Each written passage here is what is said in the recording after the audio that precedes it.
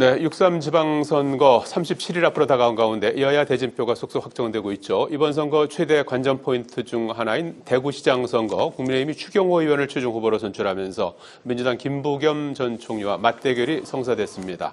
양당 모두 승리가 절실한 만큼 총력전을 펼치고 있습니다. 정치 직설, 배종호 한국정치평론가협회장, 정연국 전 청와대 대변인과 함께 지방선거를 비롯한 전국 현안 살펴보겠습니다. 안녕하십니까? 안녕하세요. 네, 안녕하세요. 자, 오늘 오전에 우원식 국회의장이 긴급 기자회견을 열었습니다. 그래서 지금 6개 정당이 개헌안을 좀 발의해 놓은 상태 아니겠습니까? 지난 3일에 발의를 해서 다음 주 이제 목요일에 표결을 앞두고 있는 상황입니다. 그래서 오늘 이제 D-10일 표결을 이제 열흘 앞둔 시점에서 아마 이제 개헌안에 이제 국민의힘의 동참을 촉구하는 기자회견이었던 것 같은데, 일단 어떻게 될 것 같습니까? 다음 주 목요일에 표결은 예정대로 진행되겠죠? 네, 표결은 민주당 등 6개 정당이 압도적인 과반 의석을 차지하고 있기 때문에 표결은 될 것으로 보여지고요. 중요한 것은 이 개헌안이 국회를 본회의를 통과할 것이냐인데, 일단 우원식 국회의장 입장에서는 국민의힘에서 10명 이상만 이탈하면 통과가 된다. 그리고 6.3 지방선거에서 11명이 필요하다고 그래요, 지금은. 네, 동시에 개헌 국민투표를 할 수 있다. 이렇게 지금 생각하고 있고, 말씀하신 대로 5월 7일까지는 통과를 해야만이 6.3 지방선거에 동시에 국민투표를 할 수 있기 때문에 지금 전면적으로 장동혁 대표를 지켜가면서 압박을 하고 있습니다. 또 본인의 의장 임기가 5월 29일까지니까 반드시 그때까지는 처리해야 된다. 이런 좀 부담감이 있는 것 같아요. 그러면서 이제 첫 번째로 장동혁 대표에게 공개 질의를 했는데 39년 만에 찾아온 이 개헌의 기회를 도대체 개헌 찬성한다면서 왜 당론으로 반대하느냐? 라는 이제 질문을 던졌고요. 그리고 두 번째로 혹시 장동혁 대표가 윤 어게인 세력에 묶여가지고 반대하고 있는 것 아니냐. 이번 이제 개헌안의 핵심이 불법 비상계엄을 막는 것인데 이 윤 어게인 세력이 이런 개헌을 가장 싫어하니까 여기에 지금 묶여가지고 반대하고 있는 것 아니냐. 그래서 이렇게 당론으로 반대하지 말고 소속 의원들이 자율적으로 투표할 수 있도록 풀어놔라. 그리고 만약에 부결되면 본인 책임져라. 이렇게 지금 포문을 연 상황입니다. 네. 일단 국민의힘은 당론으로 개헌에 반대하는 입장이고, 당일날 그 표결에 불참하는 것까지 검토하고 있다. 이런 이제 보도가 나오고 있는 것 같은데, 어떻게 예상하십니까? 이거는 한번 국민의힘에서도 한번 재검토를 해볼 필요가 있다 생각이 됩니다. 전향적으로 검토를 해볼 필요가 있다고 생각되는 것이, 지금 국민의힘의 최대 난제는 이번 지방선거에서 투표율입니다. 투표율. 이제 국민의힘 지지층을 비롯해서 중도층 대부분이 국민의힘 꼴 보기 싫다. 그렇지만 민주당은 도저히 찍지를 못하겠다. 투표 안 하겠다 하는 분위기가 굉장히 확산되고 있는 것이 현실입니다. 현실이기 때문에 국민의힘 입장에서 봤을 때는 어떻게 하면 투표율을 끌어올릴 것인가가 최대의 과제가 될 것 같아요. 그래야 되는데 이제 만약에 이게 개헌 국민투표를 하게 된다 그러면은 지방선거 투표보다도 개헌과 관련해서는 찬반 입장을 표시를 해야 되겠다는 국민들이 많을 거예요. 그렇다 그러면은 지방선거 투표율은 좀 낮고 국민투표는 좀 높아질 수 있다. 그렇죠. 이제 국민투표 없이 이제 지방선거가 하면 투표를 낮겠죠. 그렇지만은 이제 이 국민투표를 함으로 해서 투표율을 끌어올릴 수 있는 충분한 방편이 될 것이다. 그렇다고 한다 그러면은 국민의 입장에서 봤을 때도 이게 그렇게 손해볼 일은 아니지 않겠느냐. 내용은 이미 국민의힘도 다 동의를 해본 부분이기 때문에. 다만 이제 국민의힘에서 우려한 부분이 이 개헌안에 재심과 관련, 연임과 관련해서 혹시나 민주당이 꼼수를 부려서 조항을 신설하는 것이 아니냐 이런 부분들이 있거든요. 이런 부분에 대해서 명확하게 민주당과 또 우원식 국회의장과 합의를 보고 명확하게 하고 난 다음에는 조금 이 부분에 대한 이번에 국민투표를 실시하는 부분에 대해서 투표율 제고를 위해서도 한번 전향적으로 검토해 볼 필요가 있겠다 하는 생각을 하게 됩니다. 알겠습니다. 열흘 짧게 앞으로 말씀드리면요. 개헌안은 이미 확정이 됐어요. 그리고 권력구조는 담겨져 있지 않으니까 글쎄요. 말씀하신 그런 염려는 전혀 하지 않으면 되겠습니다. 예, 열흘 앞으로 다가온 이제 개헌안 표결 어떻게 되는지 앞으로 굉장히 긴박하게 돌아갈 것 같고요. 자, 그리고 재보궐 선거 얘기를 좀 해보죠. 이번에 뭐 관심 갖게 되는 지역이 뭐 한두 곳이 아닌데 대구 같은 경우 대진표가 확정이 됐습니다. 보수의 심장 대구가 최근 분위기가 심상치 않다는 그런 이제 분석이 나오고 있는데 국민의힘이 그동안에 이제 극심한 공천 갈등을 빚다가 이제 최종적으로 추경호 의원으로 후보를 확정하면서 막판 이제 보수층 결집을 호소하고 있는 상황이고 민주당도 김부겸 전 총리 선거 사무실 개소식에 정청래 대표를 비롯해서 현직 의원만 50여 명, 전직까지 해서 60여 명이 대거 참석해서 전폭적인 지원을 보여줬습니다. 대거 선거 구도 어떻게 보셨는지요? 어제 민주당에서는 많은 국회의원들이 참석을 해서 대구 장악을 위한 총력전을 펼칠 모습을 보여줬지 않습니까? 앞으로 더 그런 부분에 더 강화시켜 나갈 것 같은데 우리 국민의힘 입장에서 봤을 때는 보수 심장이잖아요. 이 총력을 다해서 또 수성을 해야 되는 그런 입장입니다. 그동안 대구의 민심을 살펴봤을 때 그렇게 썩 좋은 건 아닌 게 맞아요. 예전하고는 많이 달라진 것이 맞습니다. 그것은 이제 대구 시민들이 그동안에 이제 국민의힘의 국회의원들 그렇게 뽑아놨더니 도대체 지역을 위해서 한 것이 무엇이냐 하는 그런 실망감도 있는 것이고 거기에는 이제 대구 시민들이 살 수 있는 기업을 유치했냐 뭐 지방 공항을 이전을 했느냐 뭐 대구 경북 통합을 했느냐 이런 부분들에 대한 부정적인 여론들이 굉장히 형성이 돼서 이 민심을 파고드는 이제 김부겸 전 총리에 대한 그러한 지지가 조금 분위기가 형성이 된 것은 사실이에요. 그렇지만은 이제 어제 추경호 후보가 이제 명확하게 이제 정리가 됐고 또 이진숙 전 방통위원장께서는 아마도 이제 보궐선거로 정리가 되지 않을까 싶은데 추경호 의원 지역으로 추경호 의원 지역으로 갈 수밖에 없겠죠. 그렇게 된다 그러면은 이제 그동안에 이제 공천 갈등이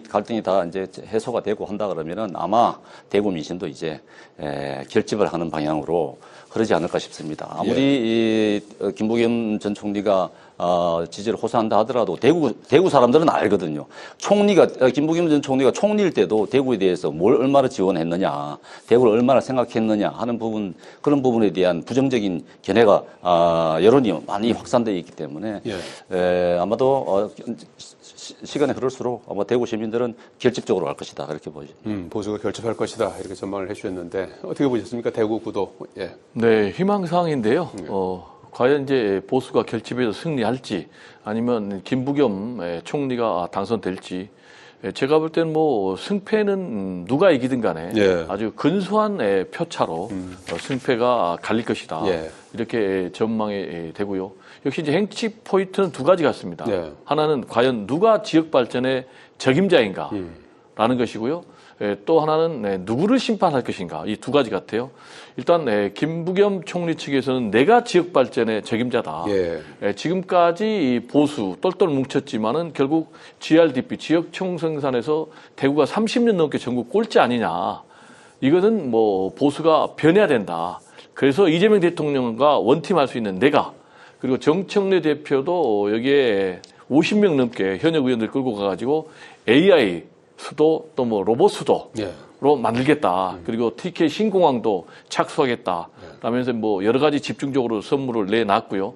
반면에 이제 추경호 후보는 내가 윤석열 정권의 초대 경제부총리한 내가 프로 정치인 중에서도 프로 경제통이다 얘기를 하고 있어서 과연 대구 시민들이 누구를 뽑을지 이 포인트가 하나 있고 두 번째 포인트는 이제 심판론인데 지금 이제 김부겸 총리 같은 경우는 이제는 보수를 심판해야 된다. 맨날 정권 발목 잡고 시비만 걸었는데 이래서는 안 된다.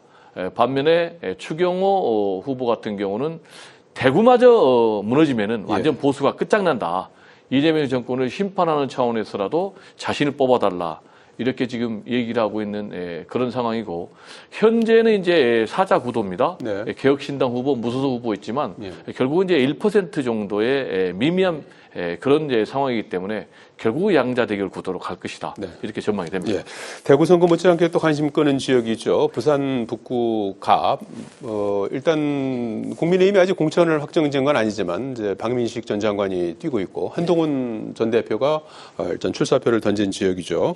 하정우 민주당에서는 이제 하정우 AI 수석 그 공천에 공을 들여왔고 어제 저녁에도 정청래 대표가 저녁 식사 같이 하면서 설득했다고 해요. 아마도 그래서 지금 오늘 중에 이르면 오늘 중에 이제 사의를 표명하고 이제 출사표를 던질 것이다 이런 분석이 많습니다. 이렇게 되면은 3파전이 되지 않습니까?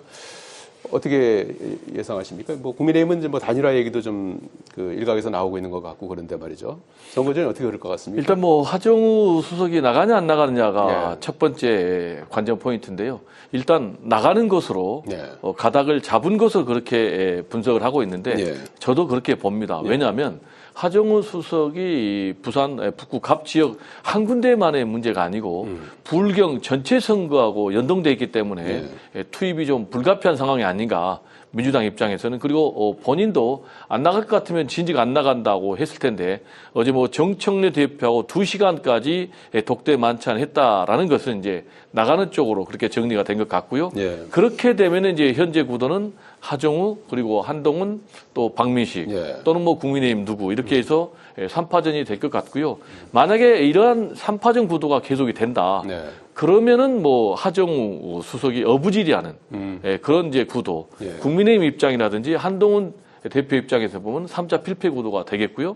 그러면 이제 결국 가장 중요한 것이 후보 단일화가 되느냐 안 되느냐인데 후보 단일화가 되려면은 뭐 박민식 후보하고 또 그리고 한동훈 후보하고 둘이 단일화를 해야 되는데 여기에 한동훈 전 대표를 과연 죽일 거냐 살릴 거냐라는 그런 선택이 지금 장동혁 대표에게 있거든요. 장동혁 대표 입장에서는 만약에 한동훈 대표가 살아서 원내 진입하면 자신의 입지가 굉장히 흔들리거든요. 그래서 일각에서는 자객 공천, 그럼 누구를 할 거냐. 그래서 김민수 최고위원을 여기에 투입을 한다라는 얘기까지 들리고 있는데 결과적으로 보면 3자 대결 구도로 계속 가지 않을까. 그래서 한동훈 전 대표하고 국민의힘 후보하고 단일화는 좀 어렵지 않을까. 그렇게 될 경우에 과연 한동훈 전 대표가 살아남을 수 있을지 좀 지켜봐야 될 대목이 아닌가 생각이 됩니다. 하정우 수석은 이제 나오는 걸로 이렇게 예상을 하시면서 3자 구도가 될 것이다. 이렇게 전망을 해주셨는데 국민의힘은 어떻게 교통 정리가 될 수 있을까요? 네, 하정우 수석은 나오는 것 같아요. 나오는 것 같은데 제가 생각에는 하정우 효과가 있을 것인가 부산에서 저는 부정적입니다. 하정우라는 인물이 AI 분야에 있어서는 전문가이고 많이 알려진 사람인지는 모르겠습니다만은 그동안에 계속 부산에서 활동은 하지 않았거든요. 부산이라는 동네가 뭐 AI 전문가가 갑자기 뛰어들었을 때 이 부분에 대한 인지도가 얼마나 높일 수 있는가 하는 부분은 저는 높일 수 없다고 보여집니다. 지금 이 하정우 수석이 지금 북구에 가가지고 선거운동을 한들 본인을 알릴 수 있는 시간은 한 달밖에 없잖아요. 이 하정우에 대해서 인물이 많이 알려진 것 같습니다만은 북구 주민들에게는 사실상 거의 아무도 모르는 사람이라 다름이 없어요. 부산 시민들에게도 마찬가지입니다. 그렇기 때문에 하정우 이펙트가 있을 것이라고는 저는 생각하지 않아요. 다만 이제 3자 구도가 되면 문제가 되게 하정우 수석이 이제 어부지리로 되겠습니다만은 국민의힘의 이제 두 사람 한동훈 대표와 박민식 이제 아직까지 후보가 아닙니다만은 예비 후보라고 할 수 있는데 두 분이 어떻게 할 것이냐가 관건이죠. 관건인데 공당에서 지금 후보를 안 낼 수는 없는 거 아니겠습니까? 그렇다면 당에서는 후보를 내고 그러면 무소속인 한동훈 대표와 둘이서 알아서 해라. 둘이서 정리해라 그런다 그러면은 둘이서 단일하기도 쉽지는 않을 것 같아요. 그렇다 그러면은 어떻게든지 당에서 개입을 하든지 해서라도 선거를 위해서는 이기는 선거를 위해서는 어떻게든지 단일화해야 된다고 보여집니다. 1대1 구도로 만들어야 된다고 봅니다. 그런데 쉽지는 않을 것 같아요. 유권자들이 단일화하는 그런 것도 가능할 수 있을까요? 유권자들이 단일화하는 지금은 뭐 그럴 시간적 여유가 있을지는 모르겠습니다만은 유권자들이 투표로서 단일화한다 그러면은 그거는 한쪽으로 표가 쏠리는 건데 그렇게 되지는 또 않을 것 같아요. 그렇게는 쉽지 않을 것 같고. 양쪽으로 갈릴 수밖에 없을 것 같습니다. 끝까지 완주할 겸 갈리겠군요. 그렇기 때문에 무조건 단일화해야 됩니다. 무조건 한 사람의 후보가 나와야 됩니다. 네, 부산 북구 갑선거구도 상당히 이제 관심 지역인 것 같고요.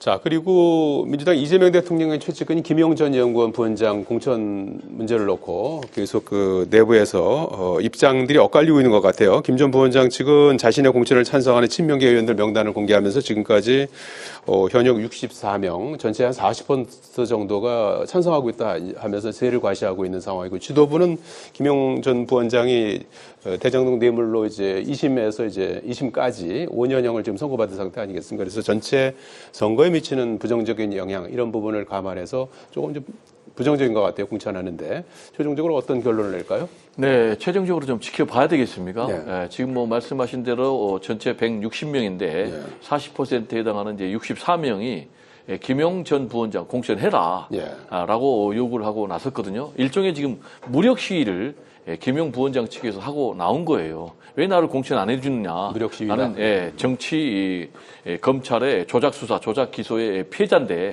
그리고 대법원에서 파기환송 될 건데 라고 요구를 하고 있는데 지금 한 60%가 이렇게 공개적으로 찬성을 했다면 모르겠는데 40%니까 상당히 정청래 대표 입장에서는 고심할 것 같아요. 애매한 숫자입니까? 네.